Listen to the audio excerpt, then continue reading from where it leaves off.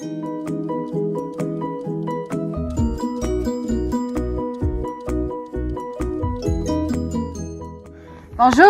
Aujourd'hui, nous sommes à Saint-Hippolyte. Donc, c'est au nord de l'île de Laval. On va entailler un érable pour le temps des sucres. Donc, premièrement, qu'est-ce qui est important? C'est que l'arbre soit bien un érable. Ensuite, on a une perceuse ici pour faire le trou dans l'arbre. Voilà, j'ai choisi ici. Et un peu plus loin. Ouais, c'est bon. Ensuite, je prends ce morceau qui s'appelle un chalumeau. Donc, c'est comme ça que la sève va s'égoutter. Puis on voit ici qu'il y a un crochet pour tenir la chaudière. Comme ceci.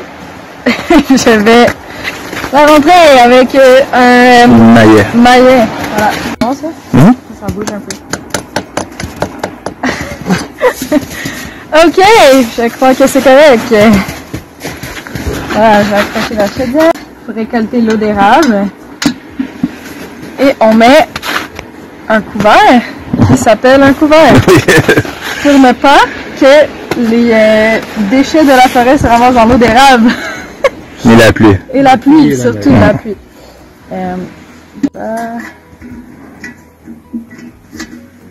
Ok. Et là, on attend.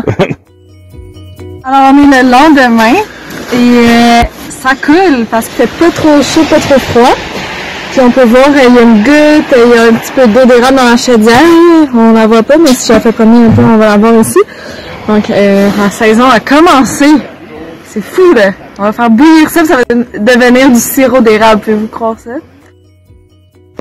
Je m'en vais récolter l'eau d'érable de mon arbre que j'ai percé avant hier. Entaillé. Donc, il y en a, mais pas tant que ça. On l'a déjà récolté hier, il y avait à peu près la même quantité. Hier, on a récolté déjà beaucoup de gallons. En fait, on en a récolté 10. Donc 10 gallons, c'est quoi en fait? Un gallon, c'est ça. Dans la neige ici, pour qu'elle puisse rester froide puis qu'elle se préserve bien. Et là, on voulait enlever quelques sédiments, donc les poussières de la forêt. Et ce qu'on a fait, c'est qu'on a passé l'eau d'érable à travers un filet, comme un filet de piscine. Et on peut même voir encore les petites brindilles, les morceaux de déchets ici. Et là, on a versé comme ça l'eau d'érable.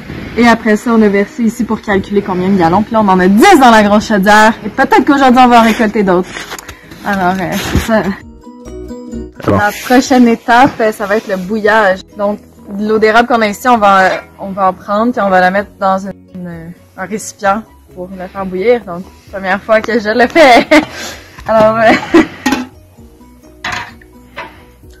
est-ce que ça, c'est assez? Mais au complet. Pour qu'on puisse calculer. Ok. Au complet jusque sur le bord? Ouais. Ah! Et je ne suis pas très forte. Voilà! Wow! Faut que je renverse. Oh mon dieu! Ok. Là, je le verse dans la tête. Ah, celle-là. Celle-là, ici? Moi, je vais la verser. Non. Est-ce qu'on va bien le chaudron par-dessus? On peut voir comment c'est fait aussi. Donc, ici, il y a une ligne de propane avec une bonbonne de propane. Donc, c'est ça qui va chauffer. Il va y avoir un brûleur en dessous. Puis, on va amener l'eau d'érable à l'ébullition. Nous sommes à peu près 40 minutes plus tard. L'eau d'érable est dans les contenants. Puis, c'est en train de s'évaporer. Donc, on voit la vapeur. C'est la vapeur d'eau d'érable. Donc, l'eau sort pour réduire la quantité plus en sucre.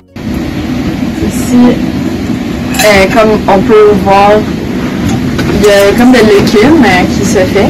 Des fois, il y a des petits sédiments qu'on voit à la surface, donc on va l'enlever. Je ne sais pas pourquoi on met là-dedans. Je fais l'uni là-dedans. Donc, on ne peut pas laisser ça sans surveillance. Il faut toujours venir voir, il ne faut pas que le sucre colle. Donc, on vient faire une surveillance constante pour faire du sirop d'érable. Bonjour, nous sommes dans le noir parce qu'il n'y a pas d'électricité, alors on a une lampe de poche. Là, on est presque à la dernière étape d'ébullition, donc le réduit tout à l'heure que je vous ai montré dans le petit cabanon extérieur. Là, on l'a mis dans ce chaudron-là. parce que là c'est plus facile de contrôler la température, la quantité. Donc bientôt on va pouvoir avoir la substance qu'on souhaite, la consistance, pour le verser dans une tuque, qui sera la prochaine étape qu'on va vous montrer. Ok, donc nous sommes rendus à la filtration du sirop. On a obtenu exactement la consistance qu'on souhaitait après le réduit qu'on a fait bouillir. Puis là, on a mis le sirop dans une tuque avec un filtre. C'est pour enlever tout ce qui restait d'impureté. Puis là, ça, c'est vraiment la quantité de sirop qui reste après tous les 16 gallons qu'on a fait bouillir tantôt de l'eau d'érable. Donc, beaucoup de travail, beaucoup de quantité pour cette quantité de sirop. Alors, j'ai vraiment hâte d'y goûter. Alors, voici la quantité de sirop d'érable que ça a donné. 2 fois ce pot.